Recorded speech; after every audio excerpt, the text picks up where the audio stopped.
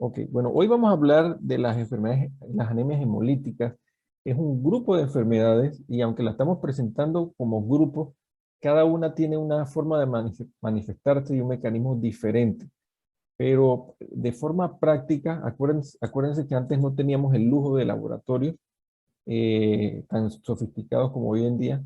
En esos tiempos, simplemente con una gota de sangre ponía el microscopio y podíamos ver que los eritrocitos, las células rojas, estaban destruyéndose. Y por eso a este grupo de enfermedades se le llamó anemias hemolíticas. Entonces vamos a ver algunas de las causas de anemias hemolíticas, eh, cómo, cómo se hacen algunas pruebas, describir la presentación clínica y los tratamientos. Entonces, el nombre, como dice el nombre, anemia es una reducción de la sangre, la falta de sangre básicamente, y hemolíticas es destrucción o lisis de la sangre. O sea, hay una destrucción de los eritrocitos. Y esto puede ocurrir por varios mecanismos. Puede ser que los eritrocitos la destrucción de estos estén aumentadas, en donde hay una ruptura, ya sea mecánica o por algún agente infeccioso, medicamentos o por anticuerpos. Puede ser por una baja producción de eritrocitos o puede ser por un secuestro en donde los eritrocitos quedan atrapados. Y esto ocurre muy frecuentemente con el vaso en algunas enfermedades. Usualmente los eritrocitos tienen una vida de 120 días, esto es importante que se lo memoricen, y cuando esta vida media de los eritrocitos disminuye a unos 17 o 20 días, entonces viene el problema de insuficiencia de los eritrocitos, donde uno ve manifestándose como una anemia. La destrucción de los hematíes o los eritrocitos puede ocurrir en el vaso, que está ubicado más o menos en el flanco izquierdo del cuerpo, y también puede ser intravascular, o sea, en la circulación, o puede ser una combinación de ambas. Pero al final la manifestación es anemia. Aquí en pantalla vemos el ciclo normal de un eritrocito, en donde vemos en la parte derecha que los eritrocitos son producidos en los huesos largos, eh, como hemos visto en otras materias, por ejemplo, genética, en donde el fémur es uno de los principales huesos que producen las hematíes, dependiendo también de la edad, a veces el esternón eh, y demás, ¿no? Eh, Así que una vez que se producen los eritrocitos, estos eritrocitos requieren de algunos factores para poder tener una hematopoiesis normal. Hematopoiesis es la producción, o eritropoiesis es la producción de estas células, y requieren cosas como hierro, la proteína, las globinas, que son los constituyentes de la hemoglobina, vitaminas B12 y eritropoyetina, que es una enzima perdón, una hormona, que es la que promueve la producción de las hemátides. Estas hemátides salen y comienzan a circular, tienen una vida de promedio de 120 días, como les mencioné, hasta que dentro de, eh, a veces en el vaso y a veces en otros tejidos, son reciclados y son destruidos para luego reciclar el hierro que estaba en los hematíes, reciclar la globina y algunos productos derivados del hierro. Como ven aquí, las proteínas globina, que es la que está hecha la hemoglobina, son liberadas a la circulación para volver a ser utilizado nuevamente en la producción de eritrocitos. En el caso del hierro, hay un producto que se llama la biliverdina, que esa es la que le da la coloración verde, de hecho, a el líquido biliar. Y está también la forma de hierro iónico, que se acopla con una proteína de transferina, que es la que moviliza el hierro entre las partes del cuerpo. Este hierro no puede movilizarse solo porque se precipitaría y quedaríamos con hierro circulante. Así que tiene que ser o transportado por la transferina o tiene que ser transformado a biliverdina para luego ser procesado en el hígado.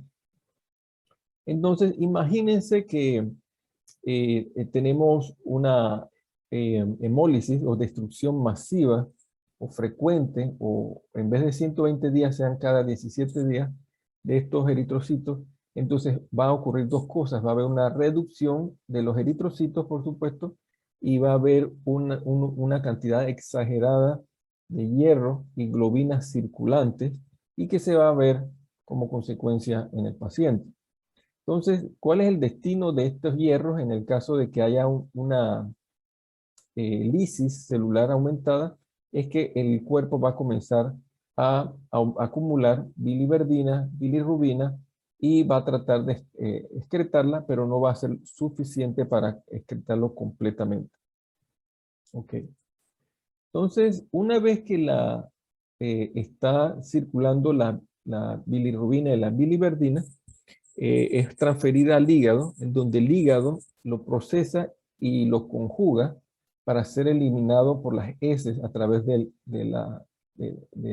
sistema gastrointestinal. En este paso está la bilirrubina conjugada y se transforma en el intestino en un producto que se llama urobilinógeno, que es la que le da la coloración después a las heces. Este urobilinógeno es transformado un poco después y es el que le da el color a chocolate a las heces. Parte de esto es reabsorbido y va por la circulación hepática y redistribuido a la sangre y puede ser filtrado por los riñones. Sin embargo, si está aumentado la cantidad de bilirrubina y urovinilógeno, entonces también va a haber un aumento del reciclaje del urovinilógeno, y la coloración de la orina va a cambiar y la vamos a poder identificar por el cambio de coloración. En resumen, cuando hay anemia, hay acumulación de bilirrubina, hay acumulación de urovinilógeno y hay cambios del color de la orina y hasta el color del tejido y hasta el color de las heces. Ok, esto es lo mismo, nada más para explicar cómo se procesa el grupo hemo a biliverdina, luego se conjuga en el hígado por la UDP-glucorin transferasa, y luego secretado en el intestino, y aquí en el intestino puede ser reabsorbida o puede ser secretada por las heces. Ok. Entonces, vemos que hay muchas consecuencias, pues, que se van a manifestar en un paciente con anemia, y muchas veces podemos verlo descrito en los laboratorios. Uno es que podemos detectar positivo por unos anticuerpos específicos contra las globinas, y ese es el caso de que aumenten rápidamente las globinas en sangre, y esto nos ayuda a diagnosticar de que hay anticuerpos contra las globinas. Están unos productos disminuidos, como las aptoglobinas están reducidas. Vemos que la bilirrubina indirecta, puede ser directa o indirecta, están aumentadas, sugiriendo que hay mucha bilirrubina circulante.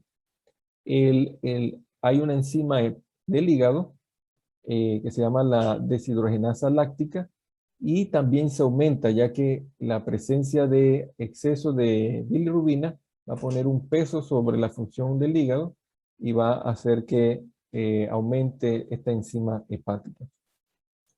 Otro valor muy importante es la cuenta de reticulocitos. Si han estudiado histología, y también al inicio de este curso vieron que en los huesos, en la médula ósea, hay una producción de sangre, de células de la sangre, y uno de estos son la línea eritroide. Y uno de las células inmaduras de la línea eritroide se llaman reticulocitos, y son eritrocitos nucleados. Acuérdense que los eritrocitos no tienen núcleo cuando están maduros, pero estos reticulocitos sí los tienen. Entonces, estos reticulocitos en las anemias aumentan, lo que significa que el cuerpo está tratando aceleradamente de producir células eritroides. Y por eso libera estas células inmaduras que no completan su maduración dentro del hueso, de la médula ósea. Y bueno, y como parte del aumento de los productos del grupo hemo, vemos que la hemosiderina se puede detectar en altas concentraciones en la orina cuando hay anemia. Okay, esto es lo mismo. Normalmente vemos que los eritrocitos, los reticulocitos, perdón, están en de 0.5 a 2% en un laboratorio normal. Si está aumentado, cuando ustedes revisen ya sea un laboratorio de un familiar y vean reticulocitos elevados, esa es que una de las razones es que la médula ósea está produciendo demasiados reticulocitos o demasiados eritrocitos para compensar algo.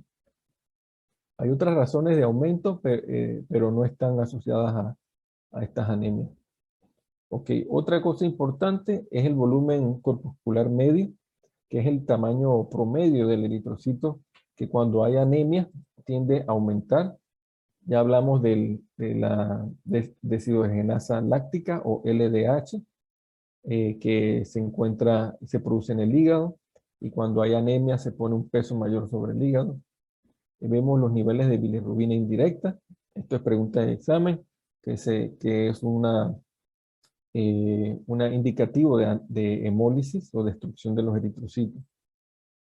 También podemos ver que dependiendo de la enfermedad de la anemia, recuerden que las anemias son múltiples enfermedades, vamos a ver diferentes formas o morfologías de los eritrocitos. Algunos van a ser esferocitos, otros esquistocitos, células de tiro al blanco, con una porción en el medio más oscura que un halo central. Y lo vamos a ver un poco más adelante también. Acantocitosis, células falciformes, que es semiluna, aglutinación y una mezcla de todo esto. Okay. Entonces aquí vemos las causas de anemia que les mencioné al inicio. Uno, puede haber un trauma, un paciente que tuvo un accidente puede tener un cuadro de anemia agudo. También cuando hay una ruptura de vaso, especialmente en los traumas, el vaso comienza a acumular sangre en la parte periférica y crear como una bolsa, un reservorio de sangre en donde le puede producir una anemia al paciente. Puede haber un defecto en la misma membrana del eritrocito y vamos a ver una enfermedad que tiene que ver con defectos de la membrana, en donde la membrana se vuelve débil y se rompe fácilmente. Puede ser aumento del secuestro de los eritrocitos por parte del vaso, como ya lo mencioné. Hay unas enfermedades donde los eritrocitos quedan atrapados en el vaso y el tratamiento en estos casos es remover el vaso y el paciente continúa normal. Está también la hemoglobina anormal, y ese es el caso de la anemia falciforme, que ya hemos hablado en otras clases, en donde por la malformación o la mutación de la cadena beta de la hemoglobina, vamos a tener una debilidad, un problema estructural de forma del eritrocito que causa lisis. Finalmente, bueno, tenemos también la producción de globinas reducidas, esto en especial de las talasemias, alfa y beta, en donde la mutación lo que hace es que no se produzca o que no funcione la hemoglobina y así que va a haber escasez de una de las cadenas de hemoglobina. Recuerden que las hemoglobinas tienen 4 proteínas, son 2 dímeros, 2 alfa y 2 beta en el adulto, y donde falle una está el problema genético de salud y de transporte de oxígeno. Hay otra enfermedad que causa lisis, también enfermedades enzimáticas, y vamos a ver cuál es esta, que es la deficiencia de glucosa 6-fosfato deshidrogenasa. Esta enzima, glucosa 6-fosfato deshidrogenasa, es una enzima muy importante en el procesamiento de la glucosa. También podemos ver agentes infecciosos que causan anemia. El más famoso de estos es la malaria, que mencionamos la clase pasada, en donde la malaria requiere madurar dentro del eritrocito y causa lisis pues, al momento de liberar a los parásitos que han sido producidos en el eritrocito.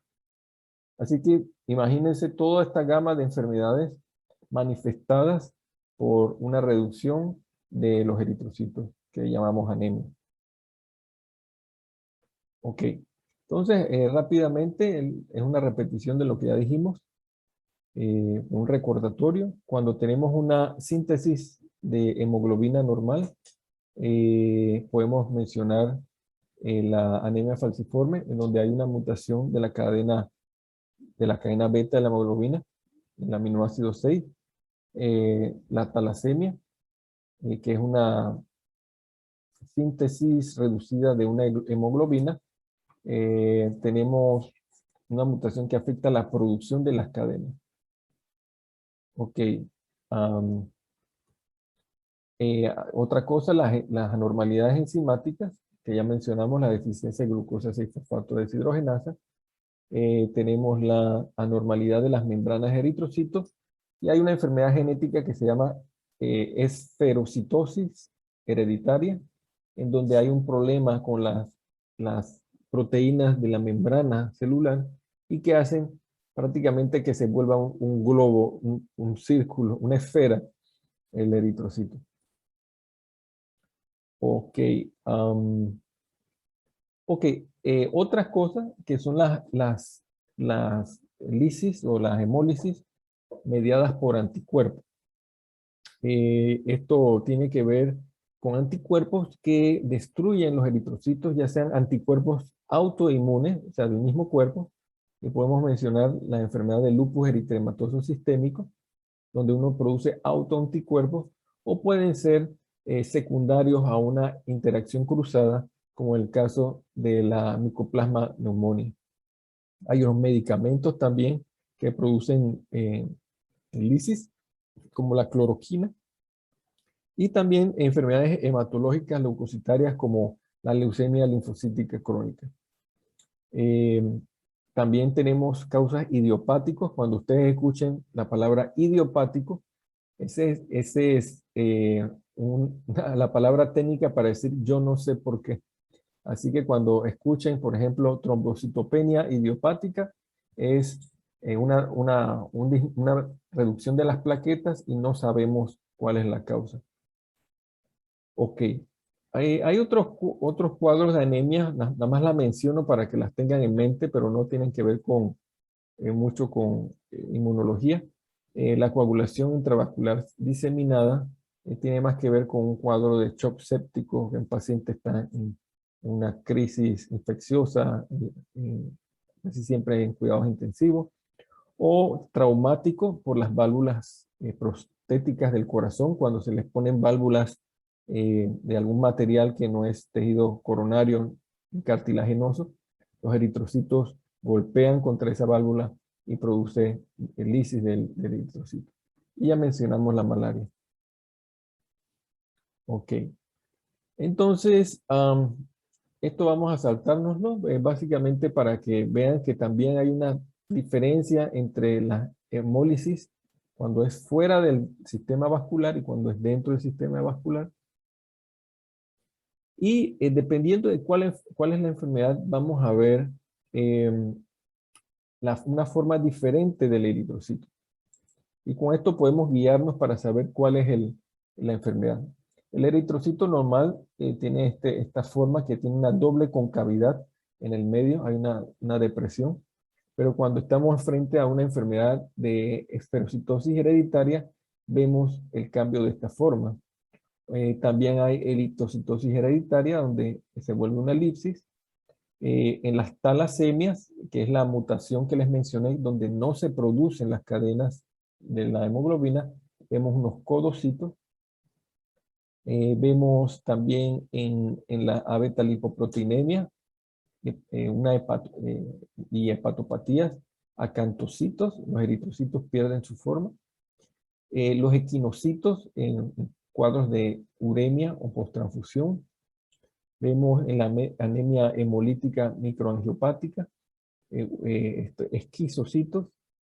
Vemos en enfermedades también como la talasemia mayor y la mielofibrosis, un eritrocito en forma de lágrima, y por eso se llama dacriocito. Y miren pues que la talasemia puede aparecer como un codocito o como un dacriocito. En la anemia falciforme tenemos la forma drepanocítica o del eritrocito de semiluna, menos un fenómeno de Rouleau que se ve en mieloma múltiple. Los degmacitos en la deficiencia de glucosa 6-fosfato, al igual que los cuerpos de Heinz. Estos cuerpos de Heinz son precipitados de hierro y de hemoglobina, la proteína de hemoglobina, que no logran formar su estructura normal, así que se forman un precipitado.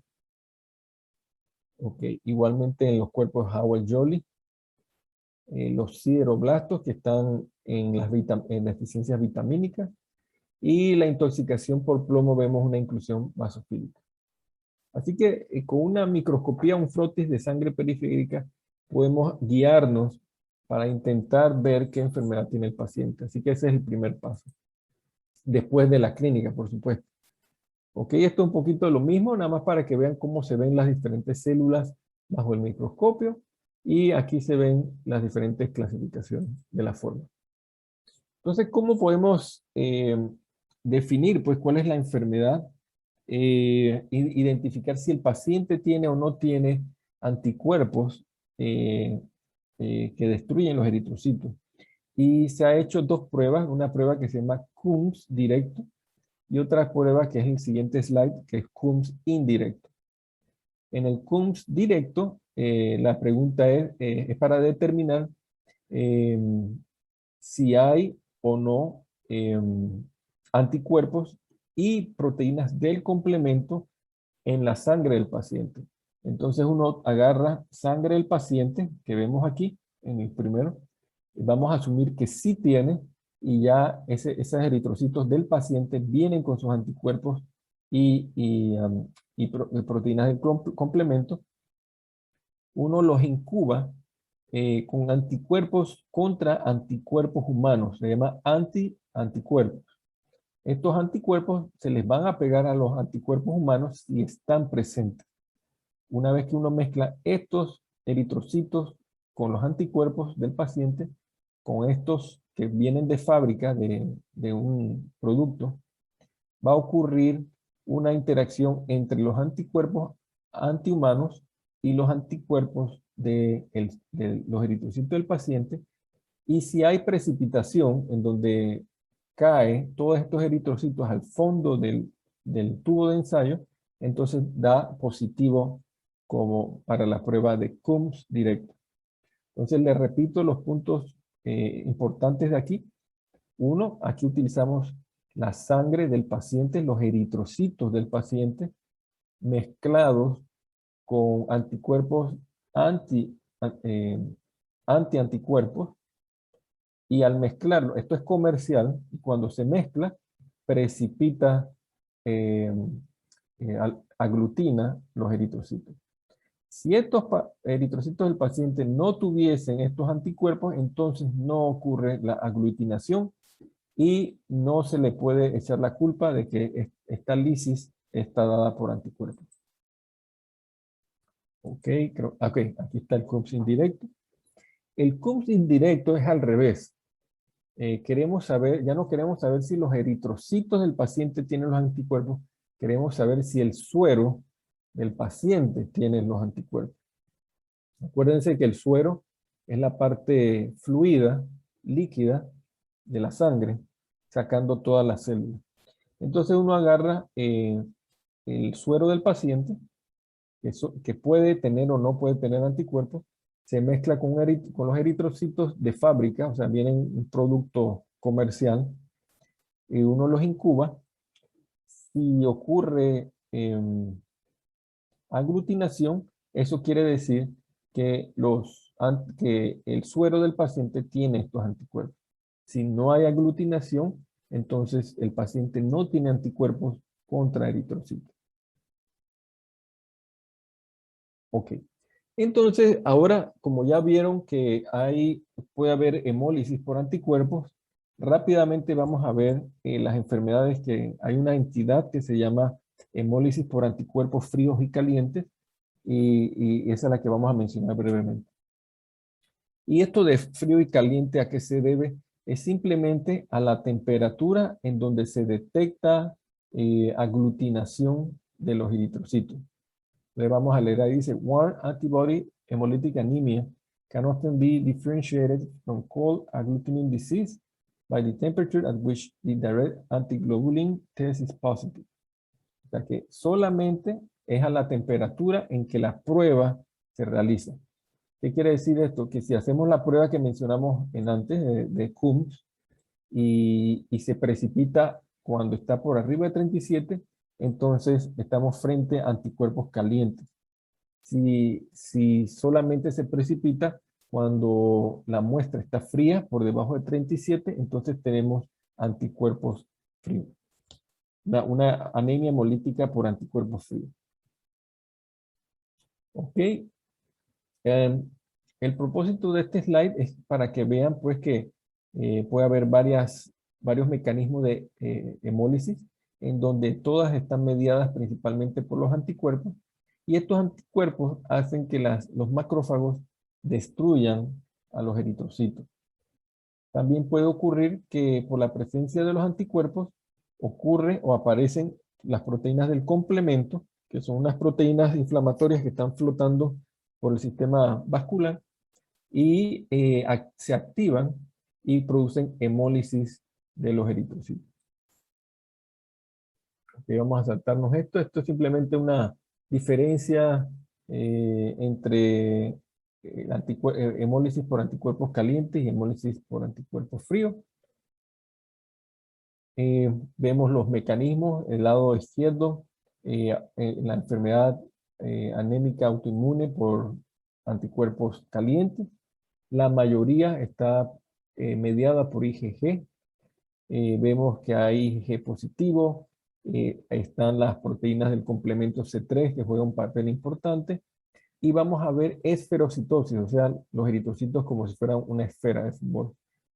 En el caso de los anticuerpos fríos, vemos que está mediado especialmente por IgM, pero también en algunos casos podemos ver IgG y proteínas del complemento. Ok, entonces saltamos a las talasemias. Aunque ya lo mencionamos en las clases pasadas, esta es otra causa de anemia, muy importante especialmente en los europeos en el área de Italia, en donde tienen muchas mutaciones de talasemia, y les recuerdo que hay varios genes de la hemoglobina, y dependiendo de cuál es la mutación, así se va a llamar la enfermedad. Si la mutación está en las cadenas alfa, que está en el cromosoma 16, entonces vamos a estar enfrente a la talasemia alfa. Si la mutación está en la cadena beta, entonces, que está en el cromosoma 11, entonces se va a llamar talasemia beta. Y la consecuencia es que la cadena afectada no se va a producir. ¿Qué quiere decir esto? Que va a quedar un exceso de la cadena normal. Por ejemplo, aquí ven cuál es el componente de una hemoglobina A del adulto. Está compuesto de 2 cadenas alfa y 2 cadenas beta. Si estamos enfrente de una hemoglobina alfa, una talasemia alfa, entonces no se va a producir la cadena alfa y va a haber un exceso de la beta. Lo mismo es cierto al revés. Si tenemos una mutación de la cadena beta, entonces vamos a tener un exceso de la cadena alfa, que es la que se va a precipitar. Entonces es más importante la cadena alfa que la cadena beta. Si ven, casi todas las hemoglobinas están hechas por lo menos una cadena alfa, y las otras son las que varían. Esto quiere decir que si ustedes están con un paciente que tiene talasemia alfa, entonces va a ser mucho más grave que la de una talasemia beta. Ok, ya les mencioné que la enfermedad se concentra en el Mediterráneo, Italia y Grecia, eso es importante. Consiste en una reducción de la cadena. Ok, la talasemia beta, ya dijimos, disminuye la producción de cadena beta. La talasemia alfa disminuye la producción de cadena alfa. La fisiopatología, cuando ocurre esto, hay un exceso de la cadena normal y ocurre un precipitado de la cadena normal que quedó en exceso. Este precipitado es tóxico, que produce un defecto en la membrana, también afecta la síntesis de ADN y tenemos células rojas anormales en la médula ósea. Ok. Ok, entonces vemos aquí de las talasemias algunas características clínicas, el rostro de ardilla, como se llama, como se dice, y esta es una fase descrita pues para la enfermedad. Y también esto que vemos aquí, una radiografía en donde pareciera que al cráneo le está creciendo cabello, y eso es crecimiento óseo por la falta de oxígeno. El hueso comienza a formar estas capas adicionales de material óseo.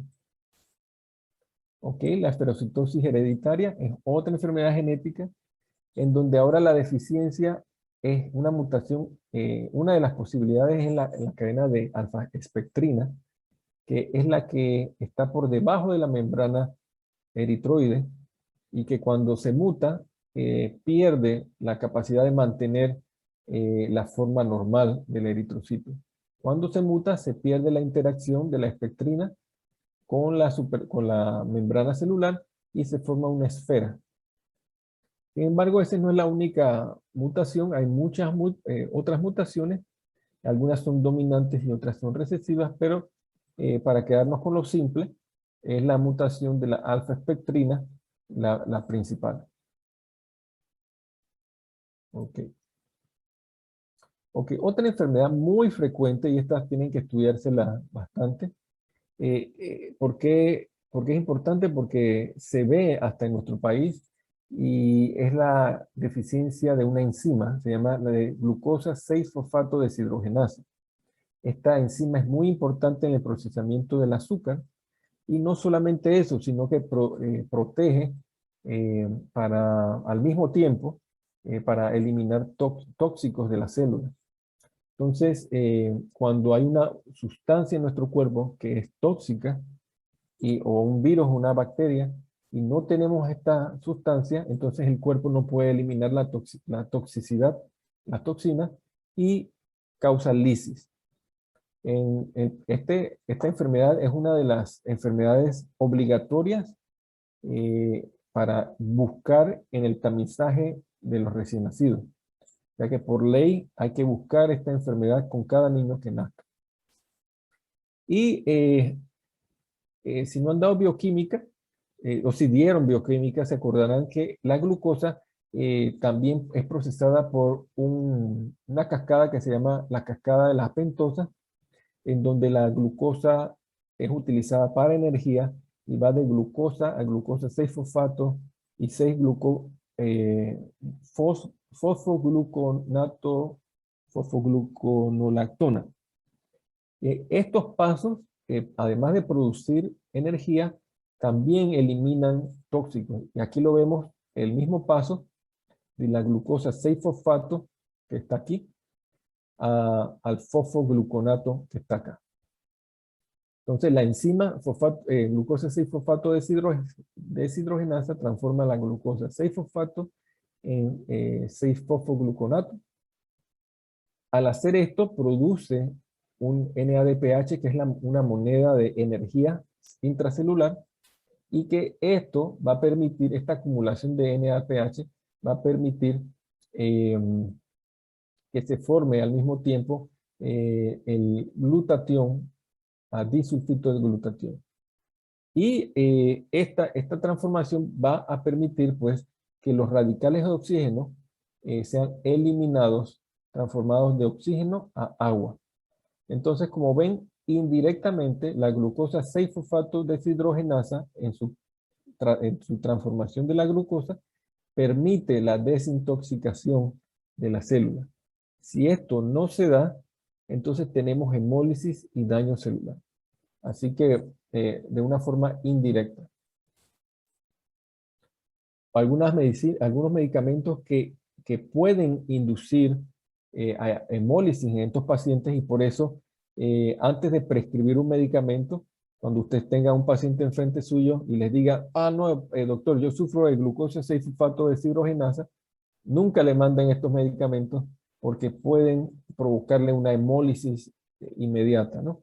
Y estos medicamentos son los antimaláricos, la cloroquina, las sulfanamidas, como la sulfasalacina, antibióticos y antifúngicos, como clotrimazol, ciprofloxacina, norfloxacina, la nitrofurantoína, y algunos antiinflamatorios,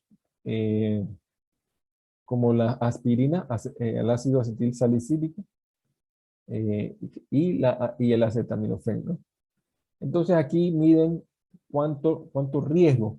Los de definitivo riesgo son la primera columna, que sería la primaquina, la dapsona, la clorproguanila y sulfamethoxazol, dapsona otra vez, el clotrimazol, la Dinix y la nitrofurantoína, que es muy famosa, y la fenazopiridina.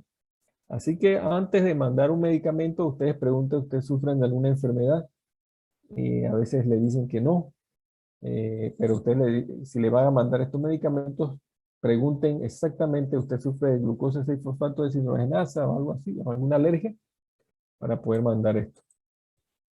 Ok, algo muy interesante, ya estamos terminando, déjenme ver qué hora es. Ok, es la anemia producida por lo que se llama incompatibilidad del factor Rhesus o el factor RH.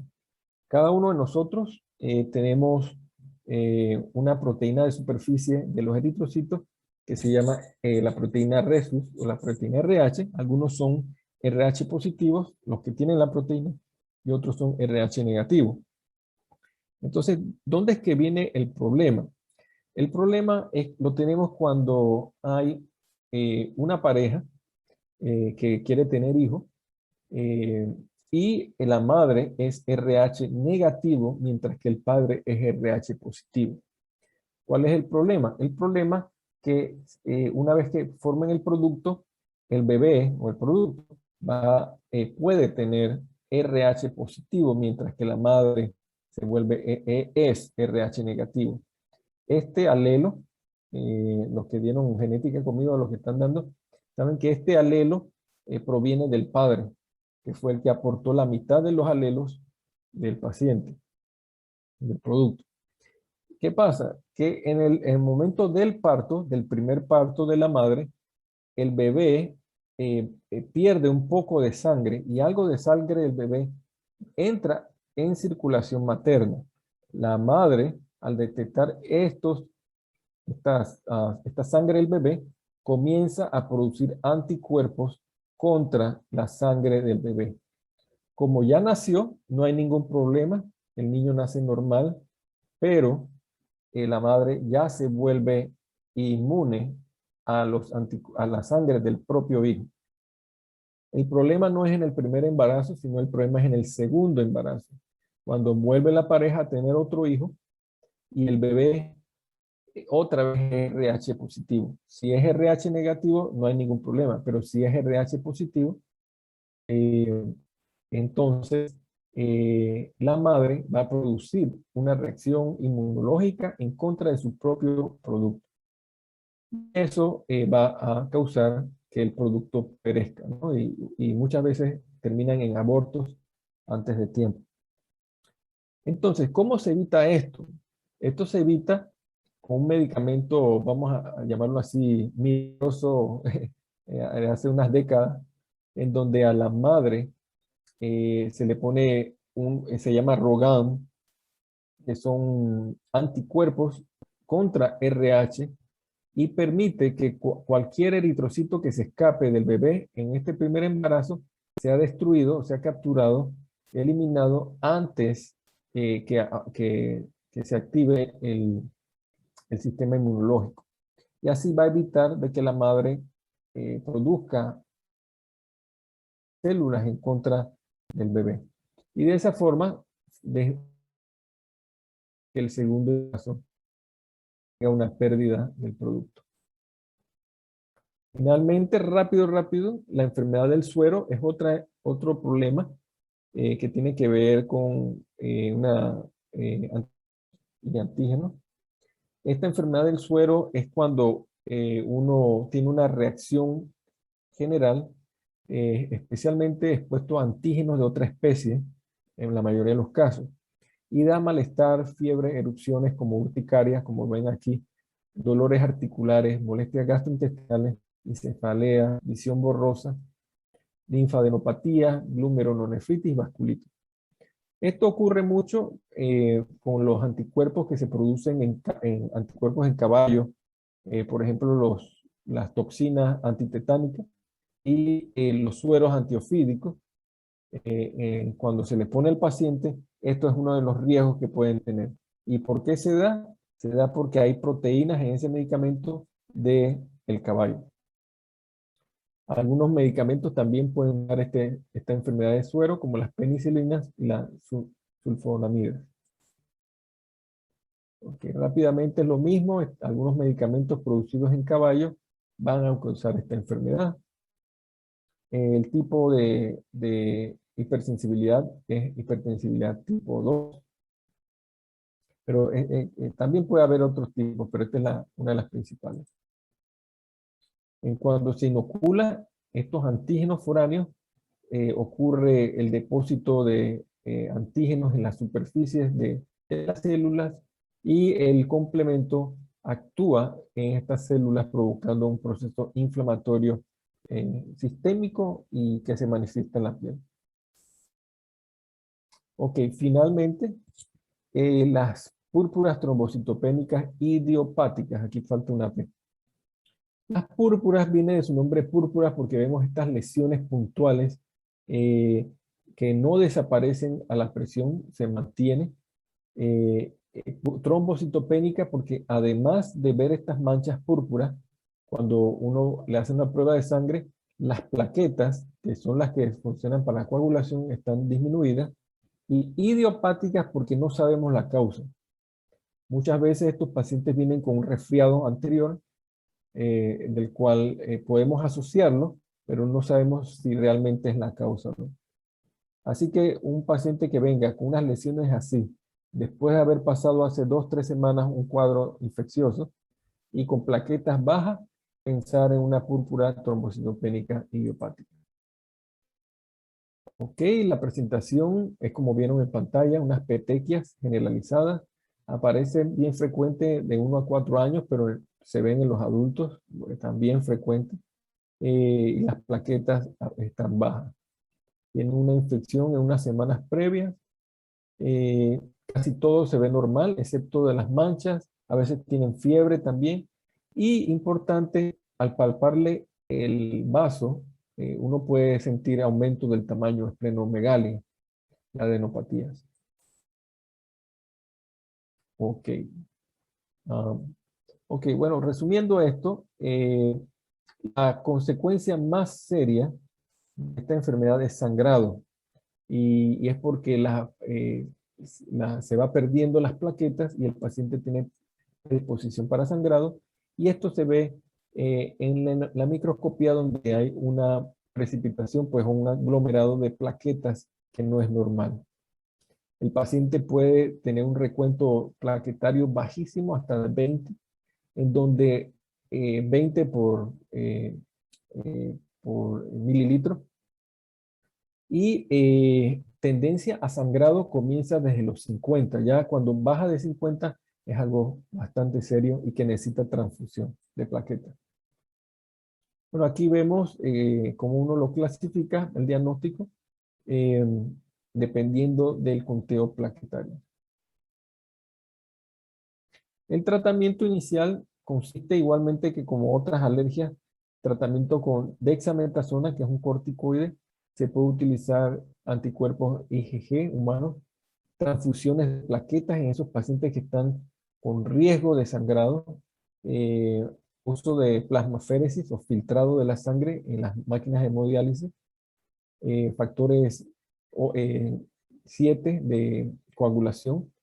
Y en el caso de que haya secuestro esplénico, recuerden que el hígado, el vaso se va aumentando, las plaquetas se están acumulando ahí y se están quedando atrapadas también.